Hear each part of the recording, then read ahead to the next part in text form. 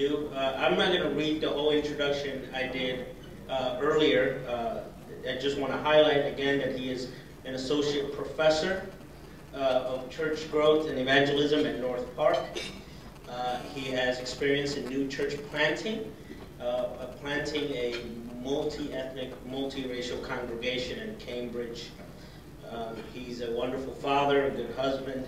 He's written a couple books. I don't know if you've heard this before. They're at Cokesbury, available for purchase. And for a small fee to his agent, me, he'll sign it for you.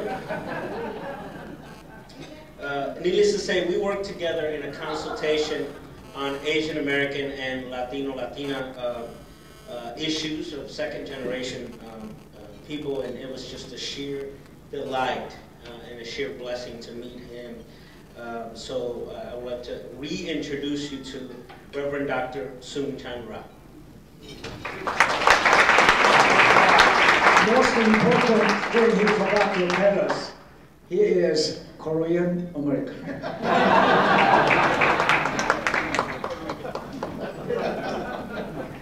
Well, thank you very much for this opportunity to share this luncheon. I would be remiss if I didn't take the moment. I don't know the history of the disciples as well as most of you here, and I don't know the story as well. But one of the things that I found as a second-generation Korean American, I was actually born in Korea, but came to the United States when I was 5. So I consider myself second generation, having spent 1.5, 1.85, something like that, 1.86432, something like that. But having been raised and spent most of my time here in the U.S. and educated in the U.S., I'm more in the second generation. I'm still relatively young. So what I always like to do in an opportunity like this is to recognize and to really honor the elders of this group, because Dr. Yu, Joanne, I don't know, I've never met you, but I can sense that you're very old.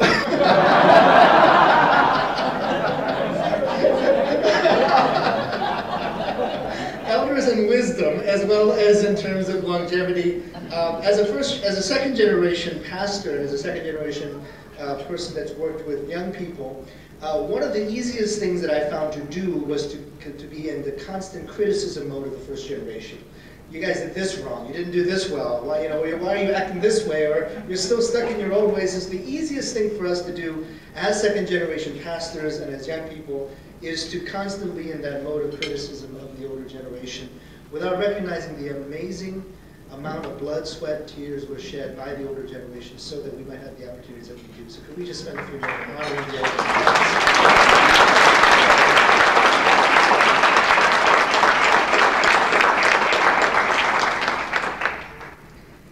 This morning I talked a little bit about this cultural captivity, and I'm always honored when folks respond to something like that for a number of different reasons. For one, it resonates, especially for those of us who are ethnic minorities, it might resonate with some of our experiences of marginalization, of feeling that our stories are not well represented, and the reality of experiencing some of this Western white cultural captivity, especially as ethnic minorities. The first book that I wrote, called The Next Evangelicalism, in a number of interviews I explained where this book came from. I identify as an evangelical. In terms of my credentialing, it is very much evangelical.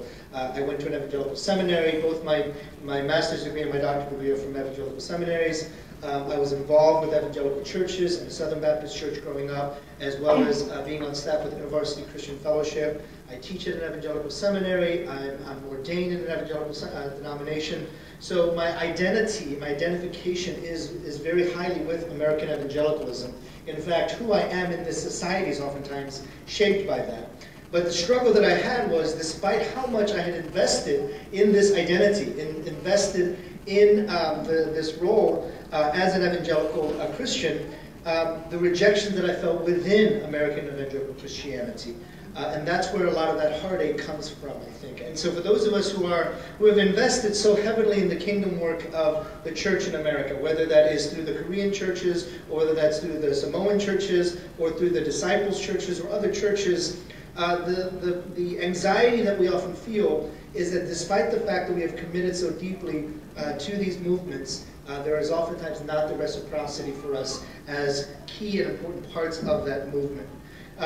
So how then do we start operating not out of this anxiety or fear, but maybe in a more proactive sort of way? And so what I said this morning, I'll be very upfront and blunt with you, I spoke to majority culture. I was speaking in somewhat hard terms to the majority culture for whom this message of privilege and power needs to be addressed. But I'm going to flip the script a little bit and speak to us folks that might feel marginalized, might feel that we're not part of the mainstream of any kind of movement because of the color of our skin, because of our nation of origin, the minorities, the marginalized. How are we supposed to respond? And to me, it's a different story because we can fight for the place at the table, and we can come in there as angry people demanding a place at the table. But the greater responsibility is once we're at the table, what is our role and responsibility? Very intriguing book by Ray Chow. She is a Duke University professor in humanities, taught at Brown for a number of years, not a Christian. But Dr. Chow wrote a book called The Protestant Ethnic and the Spirit of Capitalism. And she's playing, obviously, on the principle of the Protestant ethic and the spirit of capitalism. And in it, she talks about the ways that the stereotyping of minorities oftentimes works against us because we buy into it more than even the majority culture does. So what happens is that we get very upset that we're marginalized, and then we become the angry Asian man, the angry black man, the angry Hispanic woman. You can call all these labels, and we become the angry person that comes demanding a place at the table. But what Chow argues is that in the process of doing that, we end up actually fulfilling another stereotype. And now we're pushed into that stereotype, and it's hard to emerge out of that. So at that moment, now we're so angry at the majority culture that we have to have our own thing. And then we become marginalized, and she's talking in kind of the academy. We have to have an Asian Studies department. But that Asian Studies department is only for angry Asian people to be a part of. And nobody else will be a part of it. It is this marginalized group that nobody can relate to because we have bought into a stereotype that forces us in further and further out into the margins. So the question again is not, do we have the voice to demand a place at the table? I think we should. The question is, what do we do once we get a seat at that table? What are the changes that we're calling for? What is the hope that we're bringing? What is the message that we are bringing? In South Africa, during the time of apartheid, some of you are familiar with this, the Japanese businessmen were fighting a particular category. Because during the time of apartheid, they couldn't be classified as white because supposedly they were not white. So the Japanese businessmen couldn't be qualified as white. They didn't want to be categorized as black or colored or even as Asian, because Asian in that society meant mostly South Asian, Indian, and mostly they were merchant class and didn't have the rights of full citizenship. So they were playing around with this, and finally the South African government said we have to create a category because we want these Japanese businessmen here. We can't marginalize them by creating making them not white people. At the same time, we can't make them these other categories. So they created a category, and that category was called honorary white people. And so the Japanese businessmen became the honorary white people of South African society. The question now is, for us many years later, is that the best that we can be as ethnic minorities, honorary white people? And we follow that track. We go to the schools that gives us credentials within larger white society.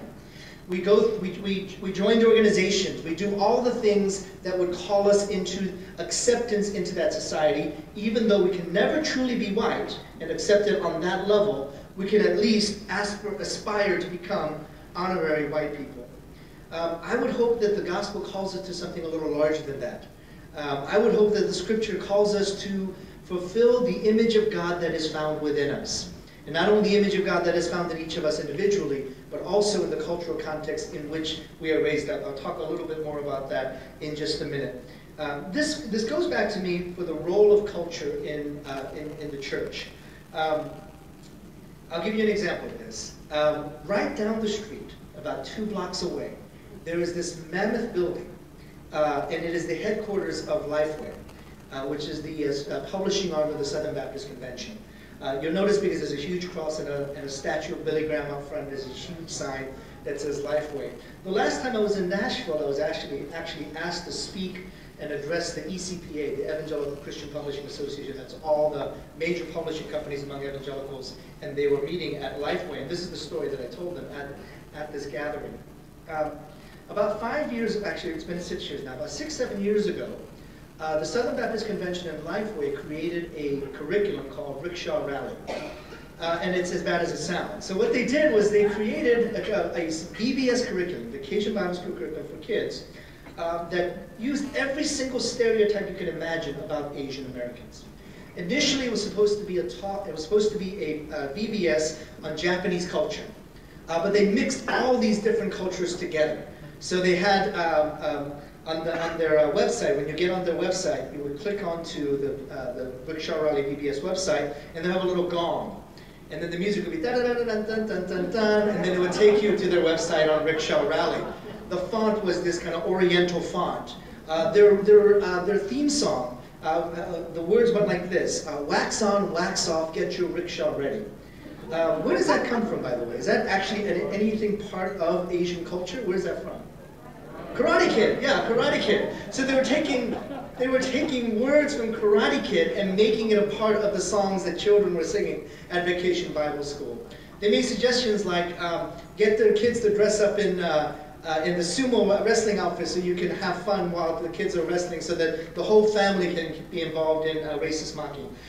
There were comments and suggestions like, make sure, why don't you can have your VBS directors dress up like geishas, because it's very appropriate to have women looking like prostitutes, dressed up like prostitutes as part of your VBS curriculum.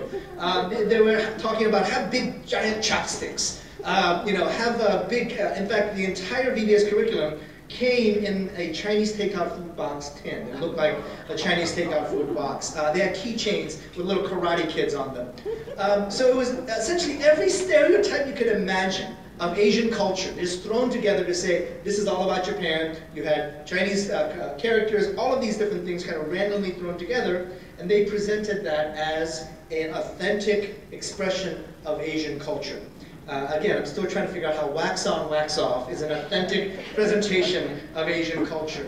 That was one of the most disheartening things I'd ever encountered. For one, because a number of Asian American leaders raised a significant voice, including within the Southern Baptist Convention, raised a significant stink about this, and yet they did pretty much nothing to change. In fact, initially they said, we're going to make some changes. A week later I was told, well, we're actually not going to make any changes. One of the things they did was they removed the gong from the website, which was very nice of them. They removed the ching-chonging music from the website. They changed the words from Oriental Challenge to Asian Challenge. Okay, how very nice of them. But there was this idea that, one of the things I challenged was, you created this curriculum with essentially 13 white males in Nashville, Tennessee. Decided that this is the way Asian culture was supposed to be portrayed. And when I raised the issue, is that fair? Is that right to do that? They said, well, we talked to a missionary to Japan. He was a white missionary, but he was still a missionary to Japan. And then we contacted a Japanese ad agency, and they said that this was okay to do. So what was happening was, we were not allowed to determine for ourselves what our culture is. Somebody else, and in this case, like I said, 13 white males right down the street at Lifeway headquarters decided this is the way Asian culture is going to be portrayed to literally millions of children all throughout the United States. Whether that's Alabama or Chicago, it doesn't matter. This is the way. So a kid that has never met an Asian in his life in the backwoods of Alabama, this was his first introduction to Asian culture, this conflation of all these different cultures and a mocking of Asian culture.